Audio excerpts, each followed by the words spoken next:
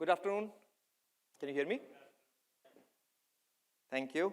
Amit made such a nice presentation, so I'm having some, let me try to do justice to my presentation.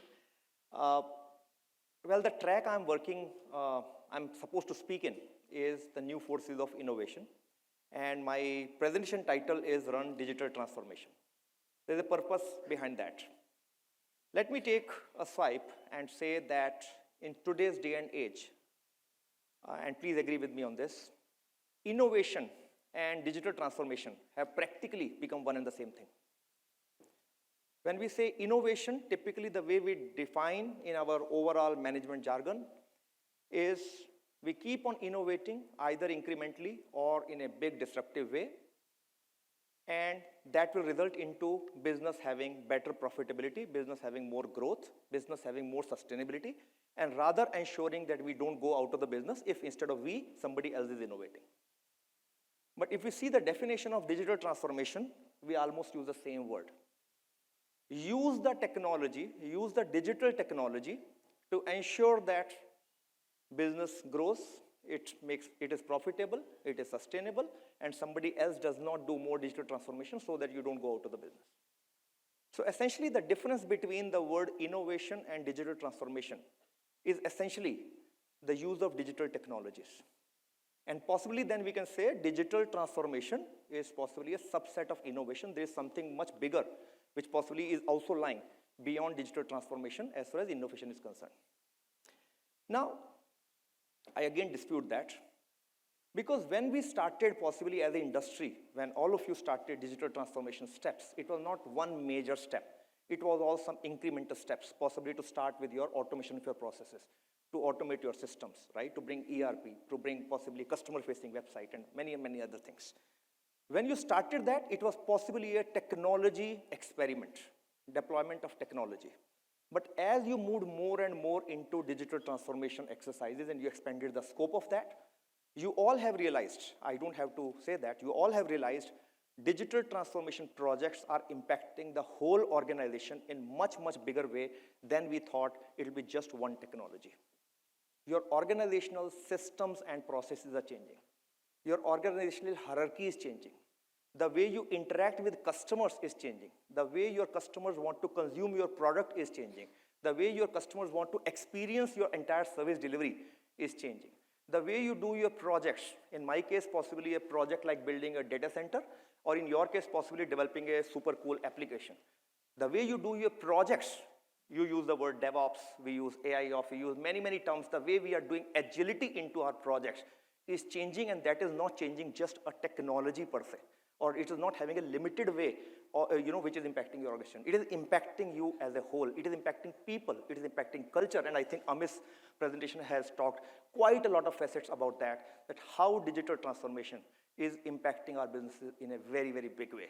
Today, we all obviously are consumers of digital in our life. In last 3 years, we all have seen how digital was able to sustain our personal lives and professional lives. Our professional lives would not have been, today, we would not have been enjoying this conference if those 3 years, the professional life was not being run on digital technologies by people like all of you, right? Digital was the backbone on which the whole world was able to sustain COVID. The digital was the backbone that the whole of world and all of us even till today in our personal life are able to consume every means of entertainment, every means of e-commerce, getting home deliveries, and of course, the ubiquitous UPI, making even 10 rupees payment, even to a vegetable vendor and even to a sabji wala vendor, right? And a rickshaw puller and all that stuff. So I don't need to possibly sell digital transformation to any of you. I was reading a McKinsey report while in the flight today, and that says that organizations can expect up to 10% increase in their bottom line just by implementing an organization-wide digital transformation in their end-to-end process. It's not just one silo. Obviously, it will be a full, a step-by-step approach. It will be a full cycle. But ultimately, if you are able to really digitize your organization end-to-end in all your processes, it can effectively impact and make you better by 10%. There's another data point with McKinsey report. Obviously, McKinsey report, you get lots of nudges like this, is that in early 90s, in early 1900s, it used to take 75 years for a S&P 500 company to go down, go out of the business, right? Today, that some 75 or 70 years has reduced to 18 years, which means while on one side we are talking about digital transformation, increasing your profitability, making you more agile, making you more customer-centric. On the other hand, the impact of not doing digital transformation and innovation is this, that if you are not doing it, somebody else is doing it. We have seen business models getting disrupted, whether it is Netflix who disrupted some industry, or whether it is Uber, or whether Airbnb. We all have many, many examples in our respective industries. If we are not innovating, if we are not doing digital transformation, somebody else is doing. And it is not only our organization, we as professionals, as CIOs, as CDOs, as CISOs, also are getting impacted personally because we had the chance of doing it and we are not doing it. So digital transformation is something which I'm just summarizing the same thing on this slide, that you are doing digital transformation using many technologies which are seen in the circle in the center, but fundamentally your digital transformation is impacting your customer experiences, how your customers see you, how they interact with you, how they get benefited by you. And obviously we know many, many technologies which are improving that. Enhanced employee experience. Within Yotta, we typically sometimes say that let employees be happy. That is my fundamental target and vision and mission of the company. If employees are happy, chances are they will keep your customers happy by default. So as much important for digital transformation to make enhanced employee experience, and we talked about hybrid workplaces and technology supporting that and all. Optimize business operations, of course, agility, which in turn support how you improve your services to your customers and transform the product and services. Newer product and services, newer business models. Suddenly out of the blue, you get a new business model which disrupt age-old, old business altogether. And what are the technologies which are actually helping you? This is the language I'm sure your CEOs and your MDs are talking to you.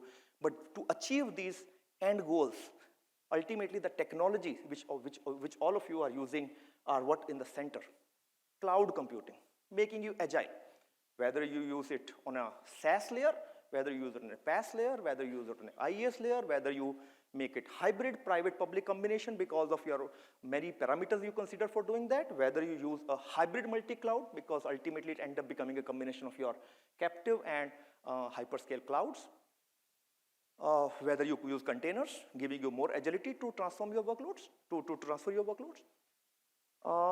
More importantly, the use of data which is being generated by your OT devices.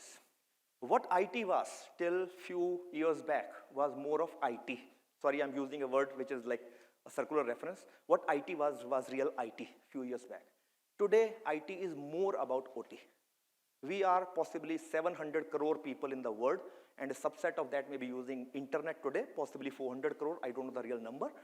But we have got 3,000 crore plus devices which are connected on internet, right? And they are the devices which are actually consuming this data and actually giving rise to all the various use cases in which, if we talk about smart agriculture, smart drones, finding out the, how the crop is behaving, whether it is getting the full water, whether it has got the pesticides requirement or not, and you actually are doing it by way of running some AI algorithm at the back end, which also is doing that water irrigation, triggering it or triggering some pesticides and all. So essentially, this is a digital transformation we are in today's day and world.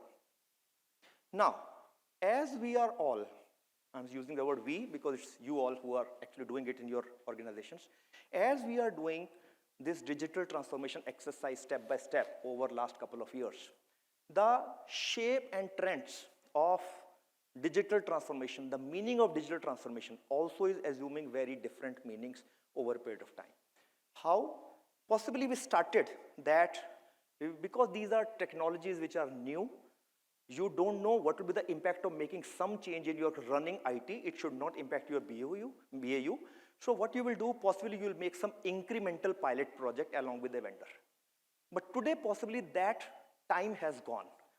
Your competitor possibly is doing it at a much more disruptive pace compared to your incremental approach. So what we can see as a journey today of you all is, instead of transformation at a predictable scale, now the road ahead is doing the transformation at a much, much bigger scale.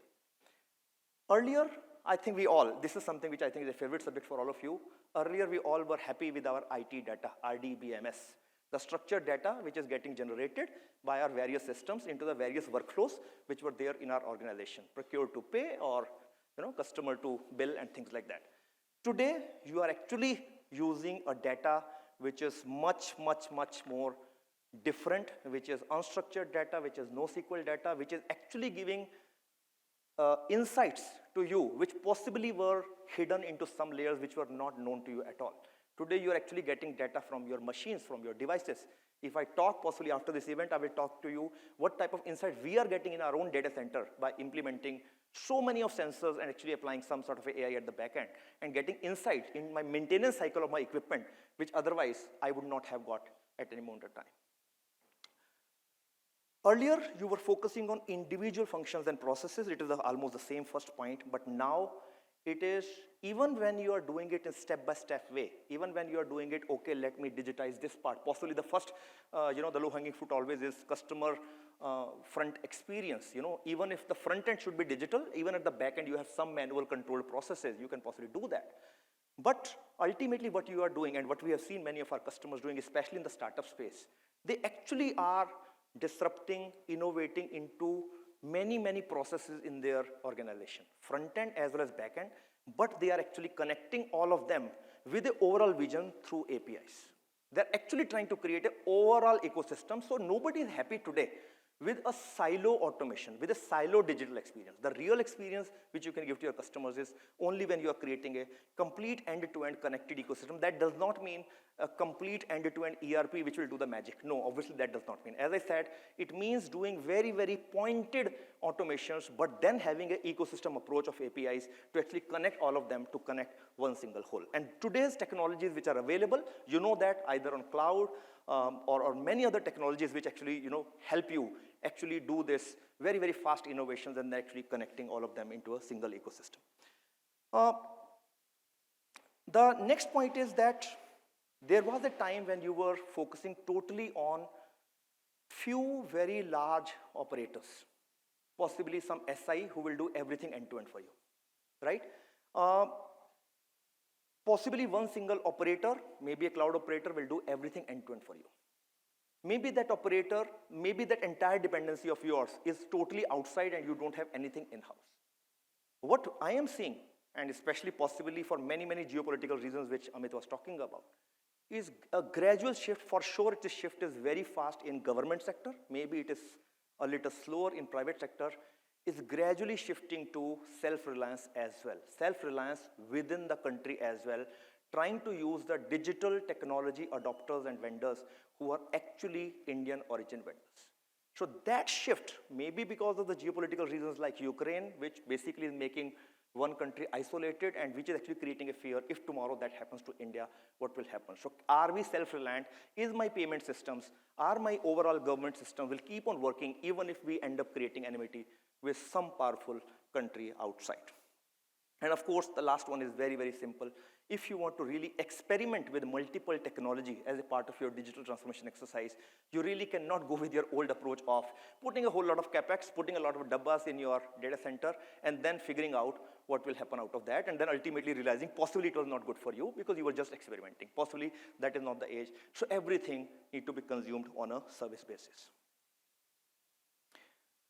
This slide is just throwing a lot of data, both of the personal from a consumer's perspective. It shows the data from an enterprise organization perspective. It shows data about some of the government initiatives. Whether we say that these are the trends, which are the technology drivers, which in turn are supporting your digital transformation, or we say vice versa, that digital transformation in turn is leading to these trends. But today, this is a matter of, I would say, pride for all of us as Indians. Today, out of our population of 140 crores, we have 90 crore Indians who are active users of internet today. And out of that, 60 crores are actually using smartphones. And that explains why our personal life, when I was saying the example of even we are talking to a rickshaw puller or a sabji wala, also he says ke Paytm kar do, GPay kar do, is actually because of this major fundamental change. UPI transactions today worldwide, China is a distant second. India is largest. China is a distant second, less than 40% of what India is doing, and US possibly is a further distant third. E-commerce we know, We know what is the trend for 5G. हम सब Indians की ये बात है कि technology हमें दे दो, ठीक rate पे दे दो, हम सब कुछ consume कर लेते हैं. And I presume this is what happened with computerization in late 90s, early 90s. It happened with 2G, it happened with 3G, it happened with 4G, and I'm sure the same thing will happen with 5G as well. Enterprises IT spending is growing. The cloud adoption has become almost 53%. 84% are adopting SaaS. If we see government projections, government says AI adoption will become almost $500 billion. It will add that much to the India's GDP. That is the real digital transformation will come up, a combination of IoT supported by 5G network in between, and at the back end some AI algorithm running into some edge data center. This is the combination which is going to actually bring a real next wave of digital transformation. Now you may be asking why Sunil is talking about all these trends. So far, in most of the platform, when I spoke about these trends, I ultimately concluded all these trends with a message that so much of trends are ultimately leading to so much of data which need to be stored, which need to be analyzed, which need to be reanalyzed and given back to you as recommendations. And that is why you need the underlying infrastructure of data centers and cloud. That is a typical summary slide I used to always have in all my sessions. Today, I thought possibly I should talk a little different message. I should try to draw a little different message altogether. And I'll come to that possibly in the end of my presentation. What we are doing, maybe this slide will show you what we are doing from creation of an infrastructure which support all the digital transformation exercises, whether it is done by private sector like you, whether it is done on a very massive scale by government, various bodies, or whether it is happening at a pure consumer level. You need infrastructure. We typically say physical economy के लिए road चाहिए, railways चाहिए, school चाहिए, hospitals चाहिए, but digital economy के लिए क्या चाहिए? You need networks and you need data centers. So somebody has to build that on a massive scale. Good part is, of course, this is a slide which Yotta is doing, but there are many, many operators, both existing, many of you already know them, or whether it is Yotta. We are all as an industry are creating very, very large infrastructure in India that none of the Indian data needs to be hosted outside. It totally gets hosted in India. And whether Indian digital transformation things take us to maybe 10 times or 25 times or 100 times bigger than where we are as India, Indian infrastructure should be able to support that growth. And that is where you can see my first table, where we as a young company started our first data center, which is a very large one in Mumbai in July 2020. It was the peak of COVID, and we actually had to launch it also in a virtual way. And just about 2 or 3 weeks back, we launched a very large campus of ours in Greater Noida near Delhi as well. And we are just on this spree of creating this infrastructure. So whether it is at multiple locations in proper Mumbai city, whether it is in Chennai, whether it is in Kolkata, or whether it is in a place like Dhaka, where which Dhaka possibly is where India was in 2012, Dhaka is there today. So there's a lot of demand, there's a lot of digitally enabled citizens there, but the right infrastructure is not there, and we find that as a great opportunity. Besides that, the second table says that, as I said, the real use cases of future would be IoT coupled by 5G, coupled with edge data centers, with AI running at the back end. Now, for that, you need an infrastructure layer in town B, tier 2 and tier 3 cities in India, and that is what we are doing now, going to cities like Bhubaneswar, going to cities like Indore or Coimbatore or Jaipur or Chandigarh to ensure that as and when that trend comes, it actually is risk, because as of today, those use cases are not there. Possibly you are doing that in your offices itself, right? So it is a risk. I can call it, this is our innovation. It is our risk which we are taking for creating that infrastructure for future for all of you. And of course, in the last week, what I have tried to show is, when you create infrastructure like this, when you put your business, I'm not saying you put your applications in my data center, you're putting your business, you are putting your future into my data center. So what all I do in terms of quality besides scalability is something becomes very, very important. I think many times you might have heard from us, हम बहुत marketing भी करते हैं अपनी, कि हमने uptime tier 4 किया. Many times I find it very difficult to explain the meaning and import of this, कि हाँ rated 4 भी होता है तो आपका tier 4 है, क्या बड़ी बात है. Fundamental difference I can just tell you on this. For at building to be tier 4, which we are in Mumbai, any type of a single failure in the whole building, any type of single failure, which may be some cable getting faulty, some UPS going bad, some DG going bad, transformer going bad, chiller going bad, flood coming outside, earthquake coming in, even a small fire in a corner of a building. The building has been designed in such a way the building will keep on running on its full load as if nothing has happened. And that is the difference between a fault-tolerant building, which is tier 4, compared to a concurrently maintainable building, which is a tier 3, or maybe some equivalent other data centers.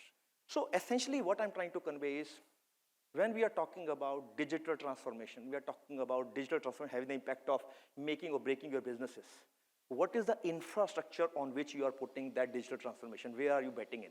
And that is where are you actually putting in that quality, that scalability, and the security in the underlying infrastructure? And that is where possibly our innovation piece is coming in. This is the slide I wanted to talk about for sure, and this possibly is my last slide, or maybe second last slide.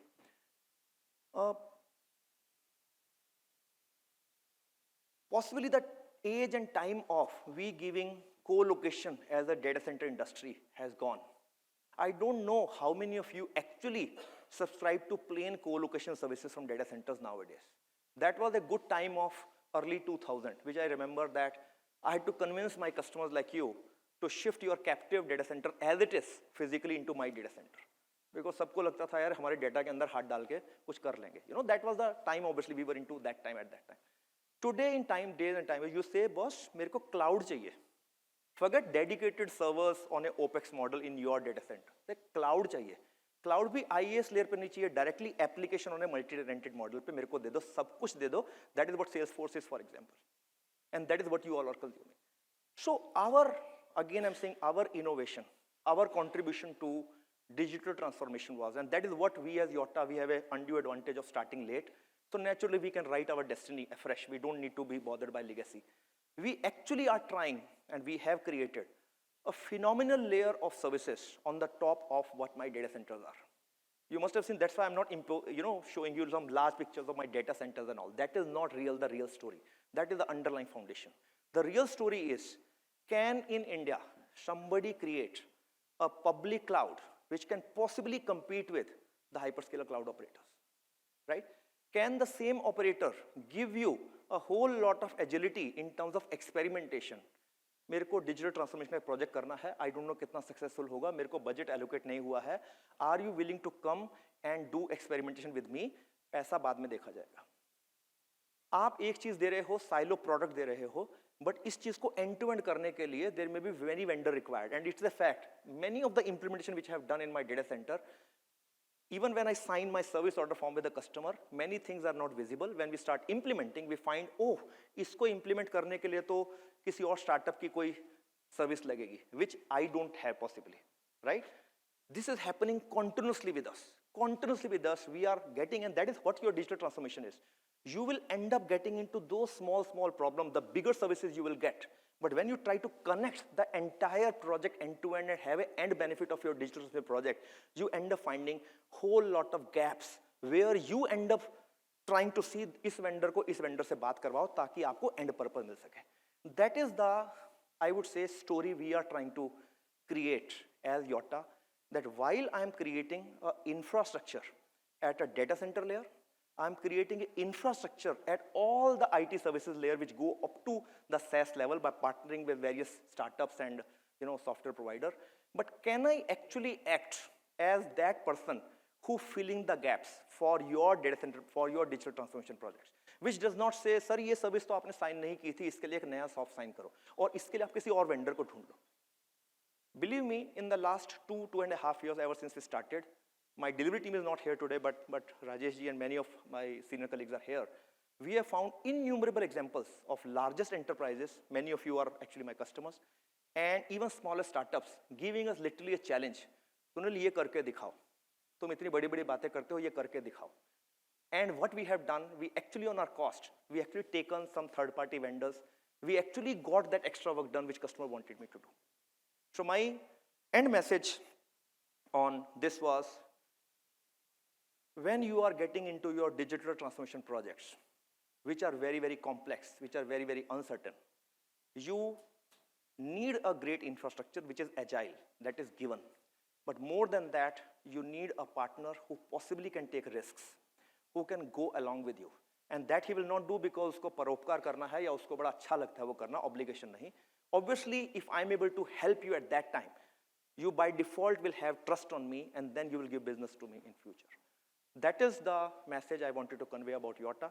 We are like that party who are creating infrastructure and who are coming across a partner who is doing innovation at every moment of time with our services, which I showed. I have not spoken too much about our services, but you will just see many, many services here. Can you believe it? We have started, Rajeshji tells me first time in the world, other than IBM themselves, IBM P-Series Cloud, right? So if you wanted to create if you're a P-Series customer, you're a P-Series customer, you don't shift, right? But you also want to have a DR, and you don't want to spend no capex on that, right? We created enterprise-grade Oracle solutions. We created enterprise-grade SAP solutions, right? We have got a university management product. We have banking as a service product. Now, you don't traditionally associate these type of products ever with a data center operator. For many times, you don't even associate them with a cloud operator, because कोई तीसरा partner आएगा जो cloud को use करके आपको एक solution बना के देगा. So what we are trying to do is actually innovating, not only in terms of the underlying infrastructure, which are data center parks, but also innovating and delivering the service layer which you need for your digital transformation.